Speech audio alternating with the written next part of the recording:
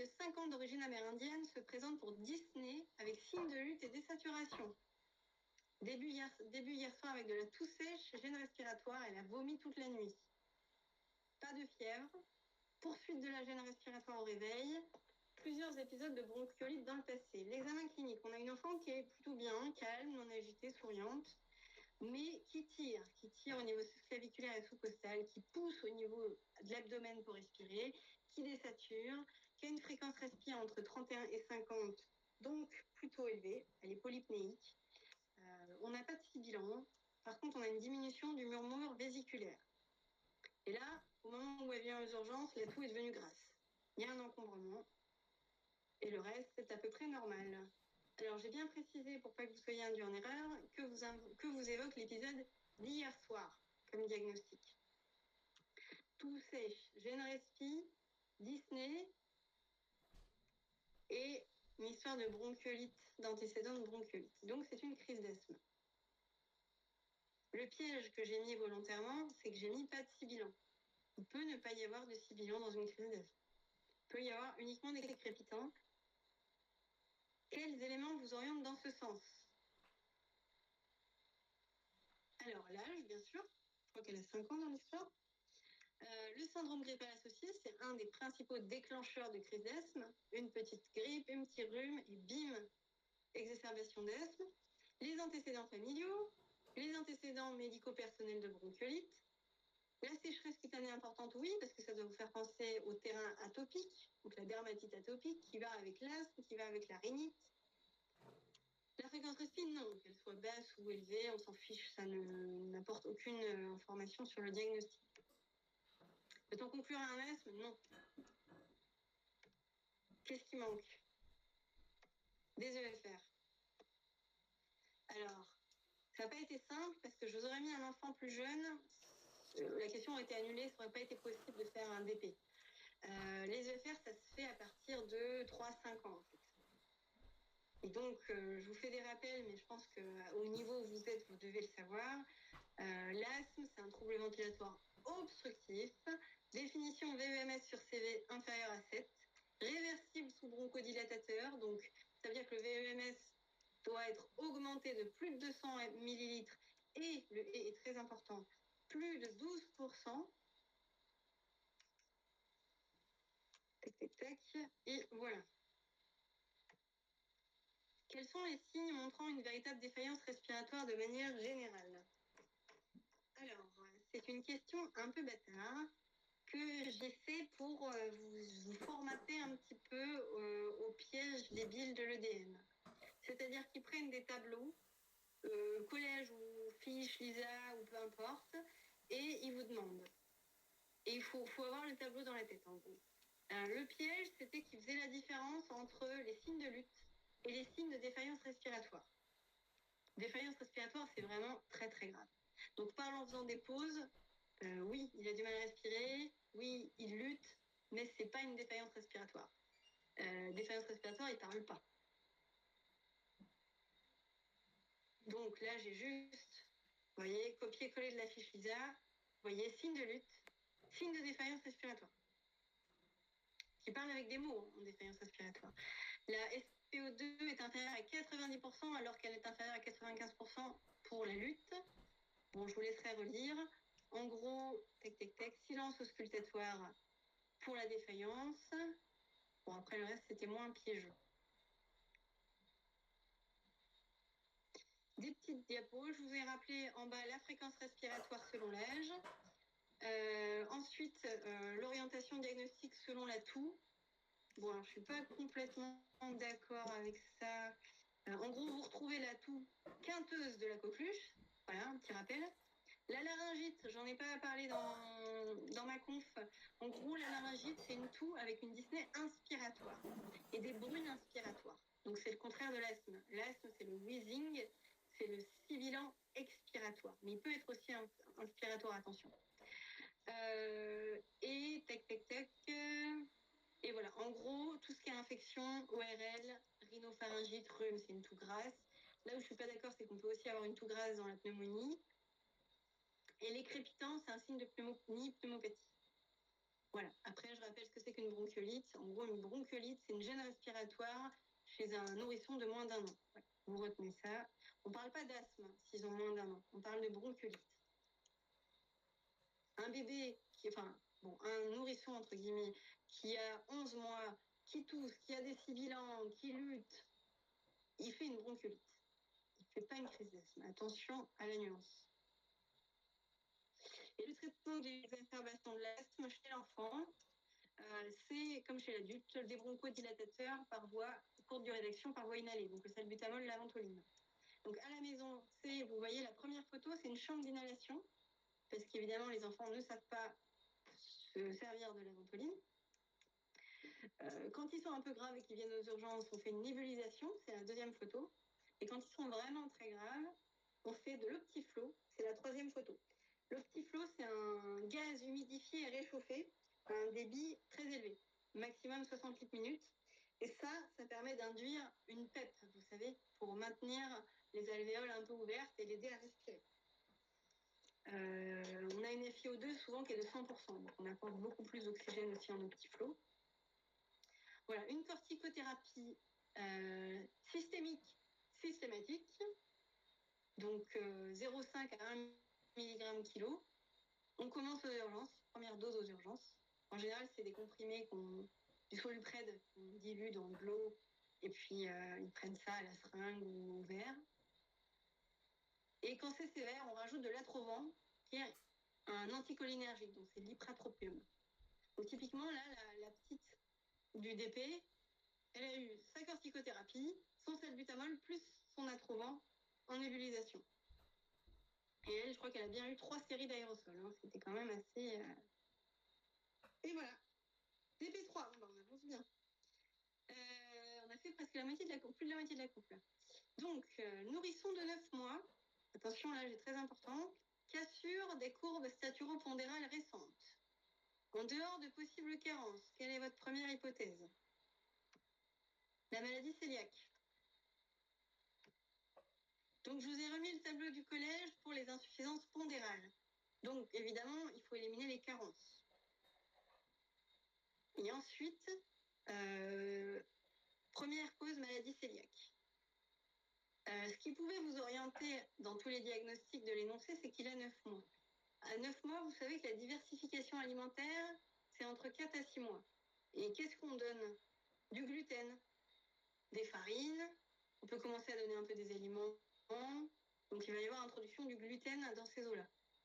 Donc si on a une cassure de la courbe pondérale en 6 mois, 7 mois, 9 mois, il faut penser à la maladie cœliaque. Si c'est avant, c'est pas la maladie cœliaque. Si c'est à 2 ans, c'est pas la maladie cœliaque. Voilà, l'allergie aux protéines de lait de vache, on l'aurait eu avant. Les Mickey, c'est pas le plus courant, mais là, c'était vraiment le 9 mois qui devait vous alerter. Voilà, il y a d'autres causes. Je vous ai aussi mis les causes de retard statural, même si c'est pas le sujet du DP. Pareil, dans le collège. Donc, il y a pas mal de raisons. Le plus important, il faut penser au déficit en hormones de croissance. Et les excès de glucocorticoïdes comme le Cushing. Alors, la maladie cœliaque, c'est une maladie intestinale immunitaire, donc liée à l'ingestion de gluten. En gros, c'est une inflammation du tube digestif, notamment de l'intestin, avec une atrophie des villosités de muqueuse. Donc, en gros, ça altère la digestion, donc l'absorption. Donc, en gros, tout ce qui est protéines, graisses, vitamines, le fer va être abaissé, le calcium, les folates, etc. Notez qu'on a une prédisposition génétique. Je ne sais plus si ça, on le demande. HLA, DQ2 ou 8. Je ne pense pas qu'ils vont vous demander ça. Voilà, en gros, les symptômes chez l'enfant, diarrhée chronique, fatigue, ballonnement abdominal et ralentissement du poids et de la taille. En général, quand on a un ralentissement du poids qui est prolongé, ça retentit aussi sur la taille. Ça commence par le poids en général. Quelles seraient vos autres hypothèses diagnostiques? Alors, la dénutrition, bien sûr, carence. La mucoviscidose, oui, parce qu'on a une augmentation de la dépense énergétique et surtout, on a une atteinte digestive qui donne une mauvaise digestion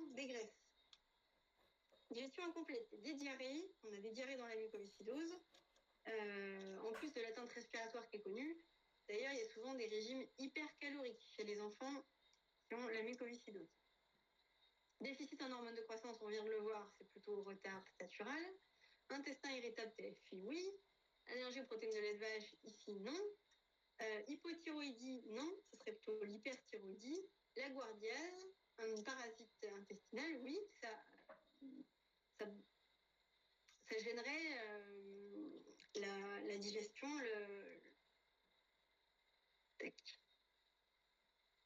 Alors, quelles sont les autres formes cliniques possibles de la maladie cœliaque?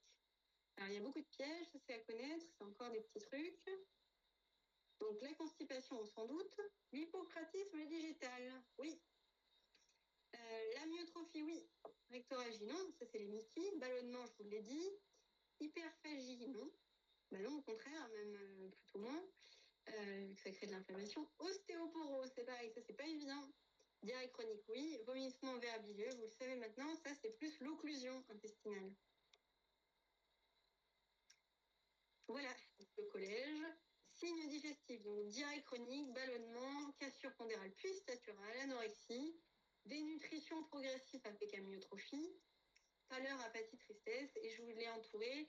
Des trucs pas évidents, c'est qu'on a souvent des diarrhées, mais on peut aussi avoir de la constipation, l'hypocratisme digital. En général, ça d'habitude, c'est plutôt un signe d'insuffisance respiratoire, hein, vous vous rappelez. Mais du coup, c'est aussi dans la maladie cœliaque, les arthralgies et de l'ostéoporose. Quelles explorations faites-vous? Alors, dans un premier temps, on ne va pas se jeter sur la biopsie. On commence par les marqueurs sériques, les IgA, antitransglutaminase. Et alors, il ne faut jamais oublier, je ne sais pas si vous avez fait la gastro et si on vous l'a dit en gastro, il faut toujours faire les IgA totales en même temps parce qu'il y a une partie de la population qui a un déficit en IgA. Et c'est logique. Si vous êtes tombé sur une personne qui a moins d'IgA que les autres, comment vous voulez mettre en évidence un déficit d'IgA antitransglutaminase? Pas possible. D'ailleurs, petite question piège, ça c'était une question difficile qui fera la différence au concours, si jamais ça tombe. Vous avez justement c'est le cas, des IgA totales qui sont basses. Donc vous ne pouvez pas conclure sur vos IgA transglutaminase négatives. Donc vous avez bien compris que l'inverse n'est pas possible. Vous ne pouvez pas avoir des IgA totales élevées et des IgA non, le contraire, excusez-moi. Des IgA totales basses et des IgA antitransglutaminase positives. Ça, c'est impossible. Qu'est-ce que vous faites du coup? Est-ce que quelqu'un a trouvé parmi vous? Est-ce que quelqu'un voit tout de suite ce qu'on fait?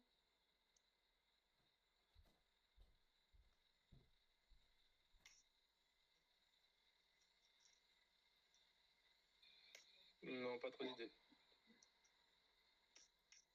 Alors, du coup, puisque les IgA ne marchent pas, on va aller voir les IgG. Voilà, je vais regarder si c'est bien écrit dans le collège. Vous faites les IgG, du coup. Alors, on arrive à la fin du DP. Quelles sont les propositions vraies? La biopsie intestinale est l'unique examen qui permet d'affirmer le diagnostic. Du coup, on a vu que non. Les anticorps peuvent mettre jusqu'à 6 mois avant de se négativer au cours du régime d'éviction. C'est un piège. C'est un piège. Les IG, je crois que, attendez, que je trouve, ils mettent 12 à 18 mois avant de se négativer. Donc, ils mettent beaucoup plus que 6 mois. Et l'amélioration des signes cliniques, elle est d'1 à 2 semaines. Donc, c'est lent, c'est très, très lent, en fait. Quand on arrête le gluten, ça ne s'améliore pas tout de suite.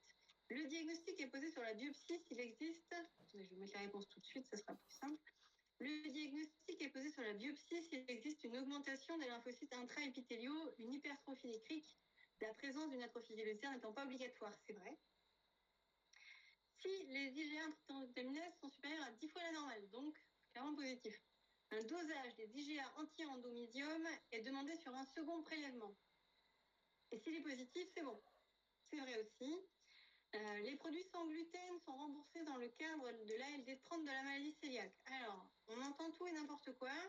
Il y a des sites internet qui disent oui, qui disent non. Le collège et les fiches sont d'accord.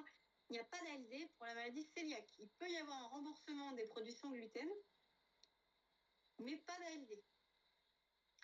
Ensuite, le test d'éviction suivi d'un TPO permet de diagnostiquer une maladie cœliaque. Non, ça permet de conforter un diagnostic, mais pas de diagnostiquer. Alors, ça, c'est une question qui tombe en concours. Quelles céréales contiennent du gluten? Eh bien oui, si votre patient demande, vous devez savoir lui répondre. Donc, épeautre, seigle, blé et orge. Voilà. On passe au DP4. Alors, on vous appelle pour un enfant ayant convulsé.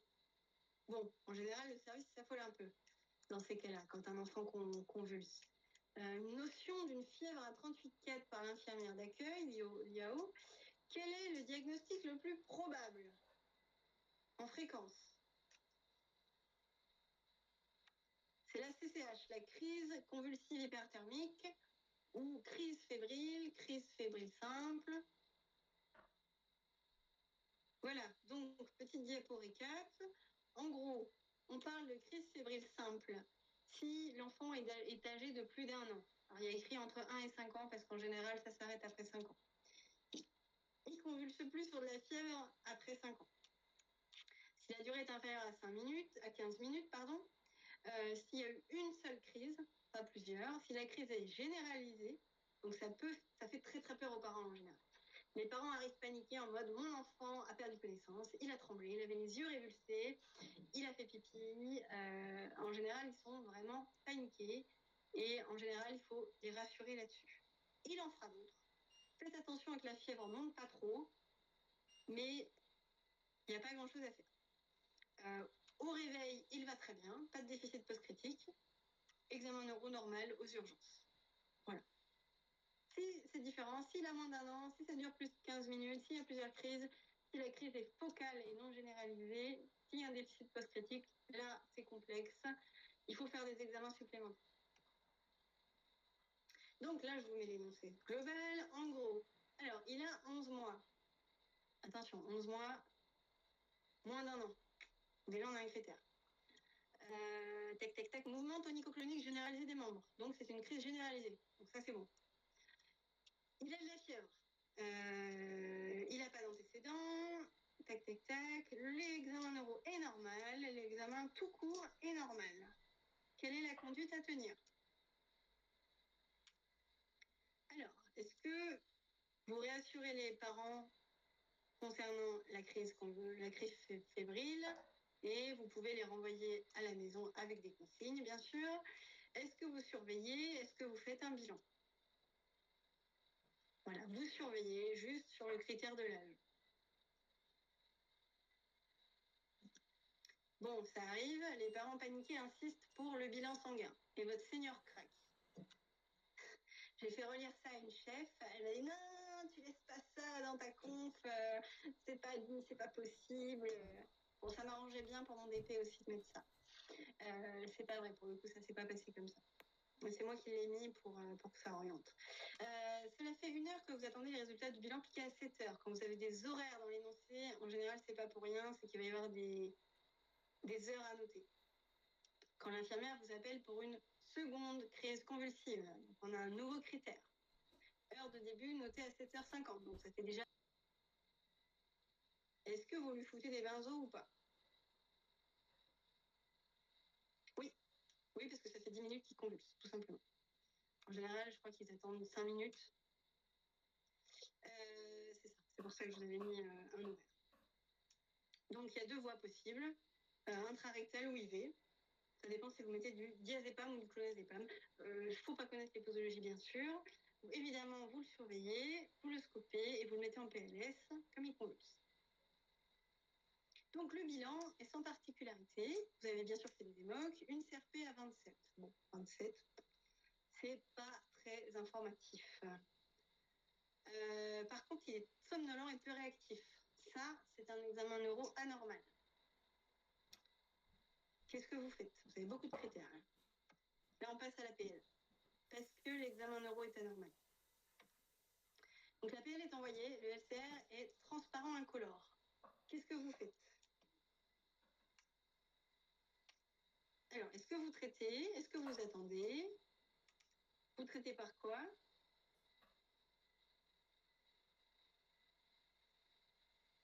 Alors, on reprend.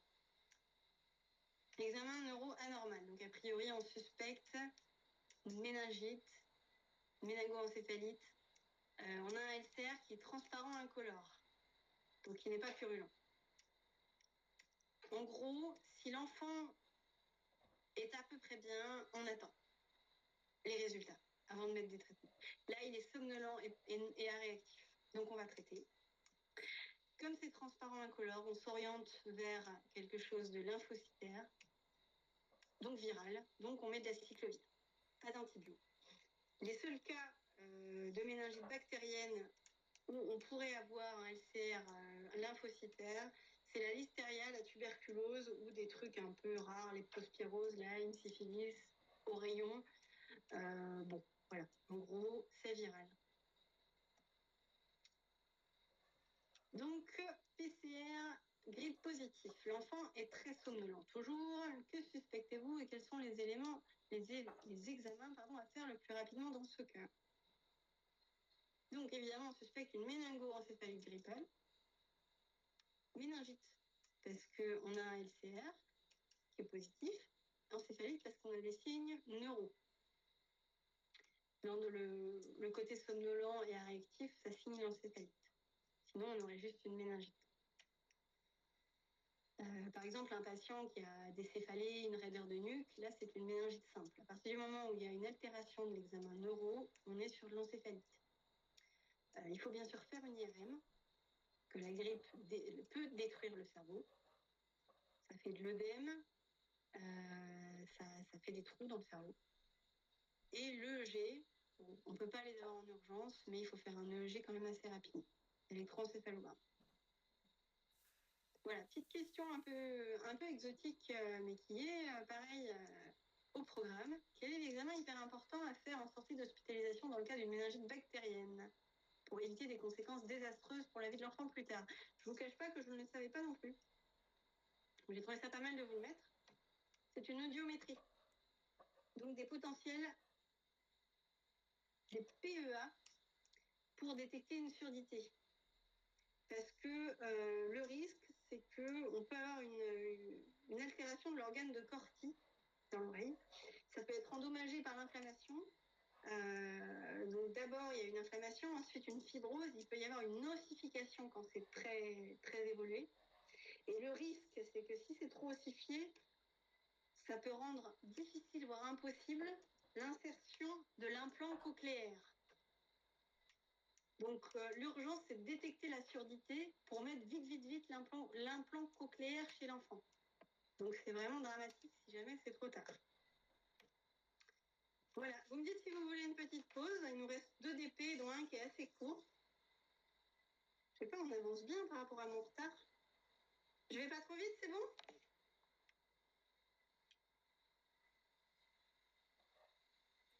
C'est un peu rapide, mais ça va. Un peu rapide. Bon, alors on va ralentir. Au moins, j'aurais tout. Au moins, j'aurais tout fait. Ambre me disait, oulala, t'as beaucoup de questions, tu veux pas couper ta conférence en 2? J'étais là, quand même. Alors, DP5, celui-là, c'est le DP pause. C'est un DP qui est plus facile quand même, et plus court. Alors, on reprend un peu les QI. Donc, cette fois, c'est un enfant de 2 ans, donc un grand, qui vient pour chute de la table du salon. Hauteur 1,50 m, donc c'est haut. Avec TC, il y a 2 heures. Tout est important.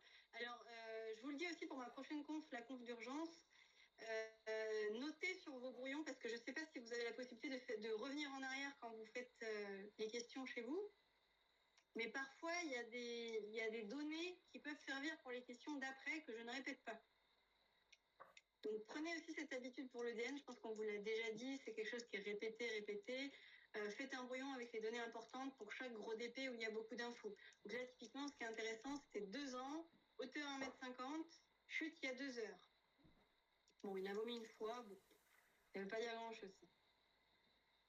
Les constantes sont bonnes, il va bien. Qu'est-ce qui manque?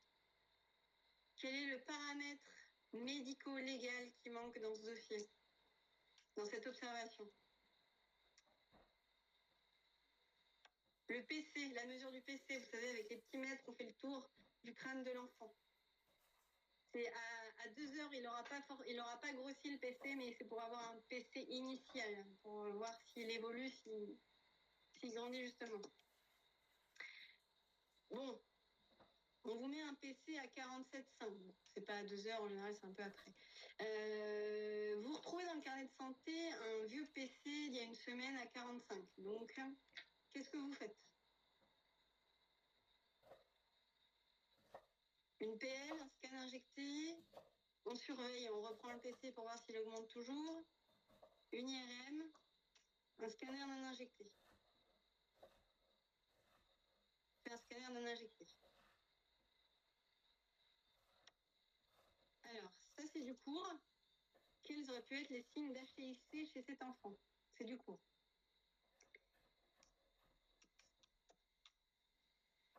Alors, si vous vous rappelez bien, il a 2 ans. Donc, les fontanelles sont fermées à 2 ans. Pareil, disjonction des sutures, c'est soudé, en fait, à 2 ans. Tout le reste, c'était bon. Voilà, petit rappel. Donc là, vous avez les fiches LISA et le collège.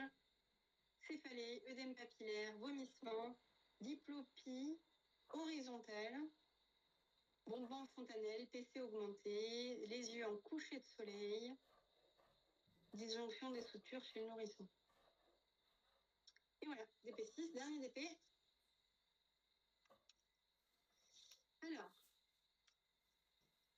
je me suis amusée pour le nom et le prénom. J'espère que vous reconnaissez mes efforts. J'ai essayé de trouver des choses un peu typiques de chez vous. Déliane Cancel, nouveau-né de 6 jours. Donc là, il y a énormément d'informations importantes dans cet énoncé, il faut tout noter. Né à 36 plus 5. Donc c'est un peu limite, mais attention, piège là-dessus. Il est prémat. Il est inférieur à 37 semaines. Apgar 10-10, présentant une coloration jaunâtre des conjonctives notée par la mère depuis 4 jours. N'a pas pu venir plus tôt car travailler, ne s'est pas spécialement inquiété. Voilà, en Guyane, ça c'est courant. Il prend toujours ses biberons régulièrement, c'est le normal, BU négative. Ça aussi, c'est des éléments qui payent pas de mine, mais qui sont très importants. C'est le normal, BU négative. Quels seraient les signes d'un ictère pathologique?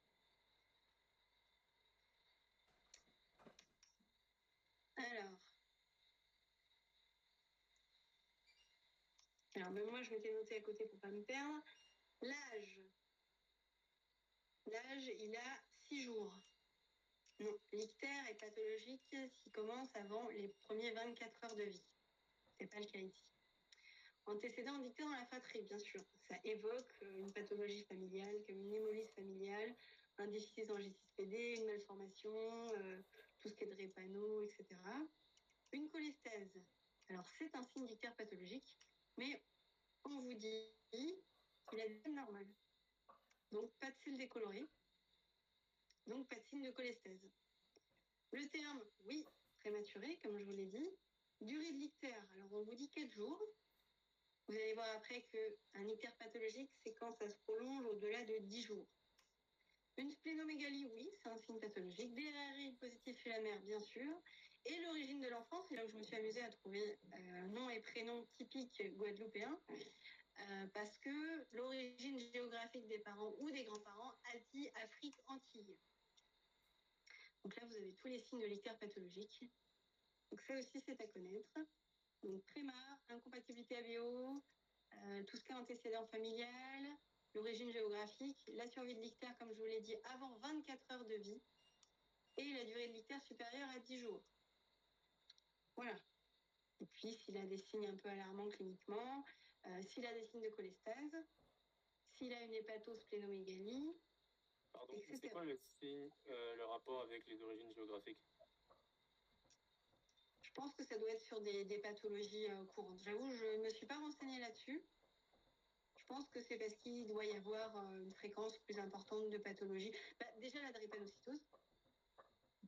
Après, c'est pas des maladies qui se manifestent précocement. Donc, je pense que c'est sur d'autres critères. Mais ça doit être une histoire de fréquence de maladies familiales, je pense. D'accord, merci. On regardera à la fin. Alors, quelles peuvent être les causes de cet ictère? Donc, comme je vous l'ai dit, la drépanocytose, c'est un peu tôt pour qu'il y ait vraiment des conséquences pathologiques. En général, ça se manifeste un peu plus tard. En tout cas, pas en période néonatale comme ça. Il y a aussi la thalassémie aussi qui peut donner des ictères. L'alloimmunisation érythrocytaire materno-fétale, ça c'est très très important. Ça fait partie des cours à bien bosser. C'est très grave, c'est vraiment un signe d'alerte. L'hypothyroïdie, ce serait de l'hypothyroïdie congénitale, c'est dépisté à la naissance par le Guthrie. Et puis même, c'est une cause très rare, donc en général, non. Déficit en G6PD, oui. Ictère simple, oui. Ictère au lait de mer, c'était un piège. Il boit des biberons. C'était écrit dans l'énoncé. Faites attention à ce genre de piège, ils aiment bien aussi. Hein. L'hémolyse, oui. L'infection, oui. Cholestase, on a vu qu'il avait des selles normales, du coup, non. Atrésie des voies biliaires, ça donne une cholestase, donc non. Voilà. Donc, je récapitule un peu tout ici. Donc, les ictères. Ça se différencie en deux catégories, les ictères à bilirubine libre et les ictères à bilirubine conjuguée. Les ictères bénins, on a les ictères simples. En gros, c'est après 24 heures, c'est un ictère isolé qui disparaît avant J10. La bilirubinémie est très peu élevée. Elle est élevée, mais pas à des valeurs. C'est pareil pour l'ictère au lait de mer qui peut faire suite à l'ictère simple.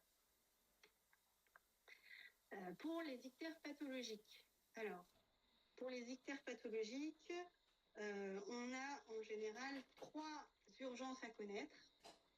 L'atrésie des voies biliaires, donc c'est tout ce qui est cholestase extrahépatique. On a une hépatomégalie majeure, donc urine foncée, sel décoloré, ça tout le monde est au clair pour la cholestase. En gros, l'atrésie des voies biliaires, c'est une obstruction des voies biliaires de cause inconnue. On a également tout ce qui est infection.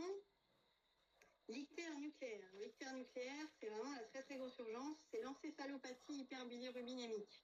On a une atteinte des noyaux gris centraux, ce qui donne un tableau d'hypertonie extrapyramidale. Donc ça, c'est à traiter vraiment très rapidement. Et on a le dernier, c'est l'alloimmunisation érythrocytaire ou l'incompatibilité materno-fétale, surtout au niveau du système ABO. Il y a une diapo qui vous expliquera un peu plus en détail plus tard. Ça peut être aussi sur le système Rhésus, mais c'est plus rare parce que maintenant, vous savez, la prévention par les IG anti-D, les immunoglobulines anti-D. Je ne sais pas si vous avez fait la gynéco. Ça, c'est vraiment très important. En gros, l'idée, quand on a un ictère, d'abord, on dose la bilirubine. Ensuite, éventuellement, on fait le bilan étiologique. C'est comme ça qu'on raisonne. Si on a une bilirubine qui est peu élevée, on va pas chercher d'étiologie au niveau du bilan sanguin. Les traitements, en gros, on a les traitements étiologiques et les traitements symptomatiques. Donc, traitement symptomatique, c'est une urgence quand on a une bilirubinémie élevée. C'est la photothérapie. Et les traitements étiologiques, ça dépend. Si c'est une atrésie des voies biliaires, c'est une chirurgie. Si c'est une infection, traitement de l'infection. Si c'est une incompatibilité ABO, c'est des immunoglobulines polyvalentes en intraveineux. Donc voilà, vous dosez, comme je vous l'ai dit, la bilirubine, et vous avez une bilirubine totale qui est très élevée, une bilirubine conjuguée qui est tout petit peu élevée à 20. En gros, on est face à un ictère à bilirubine libre. Donc, on est dans les deux cas, dans le tableau de gauche. Quel bilan étiologique de première intention faites-vous?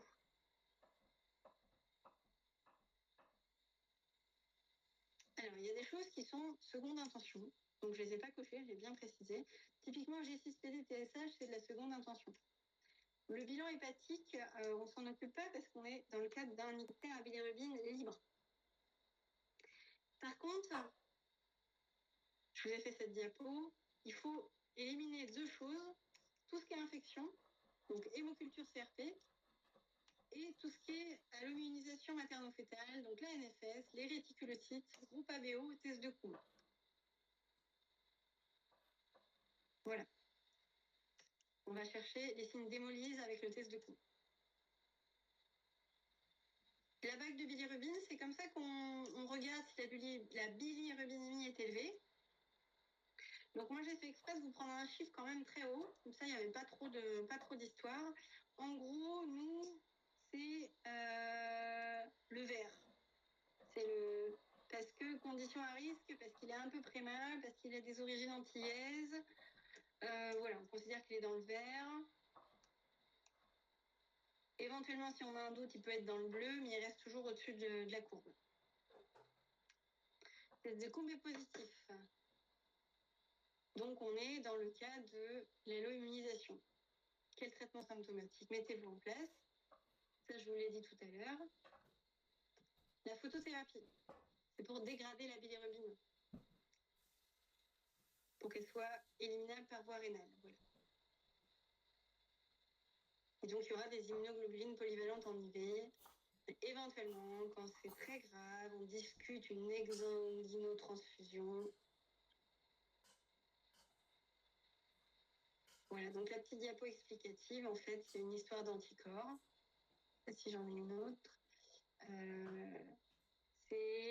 En gros, pendant la grossesse, il y a des globules rouges fœtaux qui passent dans la circulation maternelle. Du coup, il y a une réaction maternelle qui se fait avec des anticorps qui vont être contre ces globules rouges. Donc, il y a une hémolyse des globules rouges du bébé, et donc c'est très grave. Il peut y avoir un tableau d'Anazar, qu'en gros, il n'a plus de globules rouges. C'est vraiment très grave. Pour éviter tout ce qui est lié au résus, on donne des anti-D à la mère. Quand il y a une incompatibilité de résus, plus, moins. Voilà, donc là, ça résume ce que j'ai dit. Donc évidemment, hémolyse, anémie sévère chez le nouveau-né. Voilà, j'ai fini. Ça, on a été super rapide, hein. On a mis 1h30 quand même, avec tout le retard.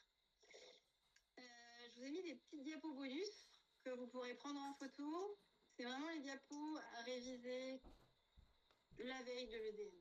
Quand vous êtes stressé, vous n'arrivez pas à bosser, vous ne savez pas quoi faire, gardez-vous la veille de l'EDN une journée avec des choses bien claires à faire, c'est-à-dire réviser le par cœur.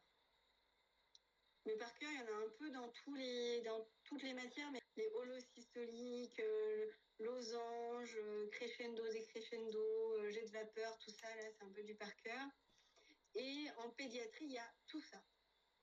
Donc, je vous ai fait des diapos qui récapitulent. Donc, les vaccins, le développement psychomoteur, les dents.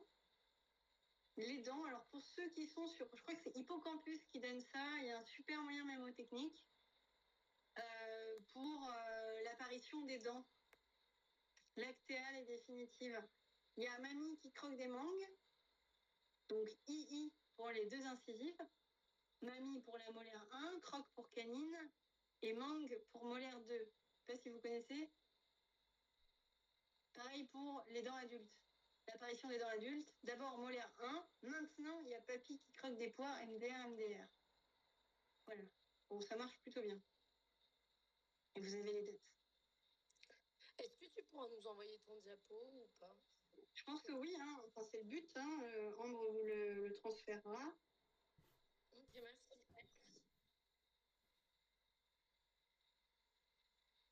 Voilà, là c'est la position. Ça c'est une question qui tombe hyper souvent. Même moi je l'ai eu à mon ECN, parce que vous savez, je suis l'année un peu limite, où on a eu le format EDN, mais ça s'appelait encore l'ECN. On nous a demandé une dent et ben, mine de rien, ça a fait du tri. Hein. Si on vous dit, je sais pas, la première molaire supérieure gauche, il faut savoir le numéro. Donc voilà, adulte-enfant, je vous ai remis ça. Je vous ai remis ma diapo des sinus, les constantes en pédiatrie. Et un petit bonus, je vous ai mis les syndromes occlusifs en fonction de l'âge. Je n'ai pas fait de diapo. Le volvulus, occlusion sur bride, péritonite, ça ressemble un peu plus à ce qu'on trouve chez l'adulte. Voilà, c'est à partir de 2 ans. Voilà, pensez à la maladie de Hirschsprung. Si on a un retard à l'émission du méconium, ça doit vous parler. Tac, tac, tac. Et voilà. Bah écoutez, j'ai fini. C'est moins d'1h30. Est-ce que vous avez des questions? Alors, je peux regarder sinon pour le coup des Antilles, vite fait.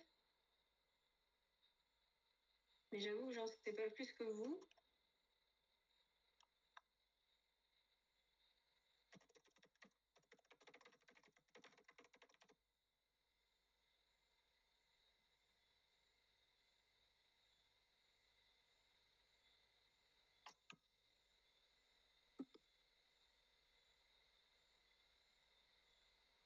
Je sais pas si c'est expliqué. Je pense que c'est pour... Je pense que ouais, c'est ce qu'il disait. Je pense que c'est pour les hémopathies. C'est ce que je disais, la drépano, thalassémie, etc.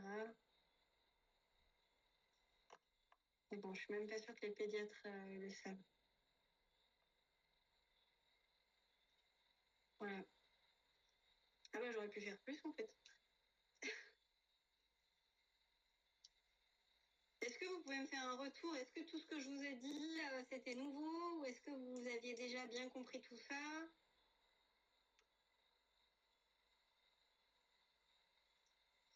Non, c'était vraiment bien. Ça a balayé l'ensemble de plusieurs systèmes, c'était cool.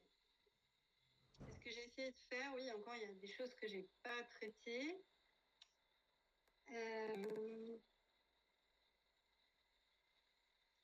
Voilà, j'ai essayé de faire pas mal de curoc parce que c'est ce qui est difficile et c'est ce qui fait la différence. Parce que tout le monde va bien connaître son cours.